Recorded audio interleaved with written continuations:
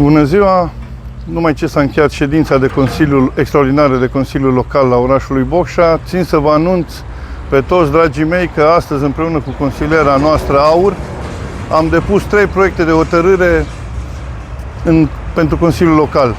2 proiecte de hotărâre privesc reabilitarea, modernizarea și consolidarea capelelor existente din oraș, iar cel de-al doilea proiect este de construire de capele în cimitirile care nu au așa ceva, iar cel de-al treilea proiect a început undeva acum 6 ani, când o mână de tineri și de cetățeni ai orașului Bocșa au pornit o acțiune civică de reabilitare a terenului din curtea Casei Pionierului. Noi astăzi am trecut la alt nivel și anume cerem printr-un proiect de hotărâre modernizarea și reabilitarea clădirii și darea în funcționare a ei.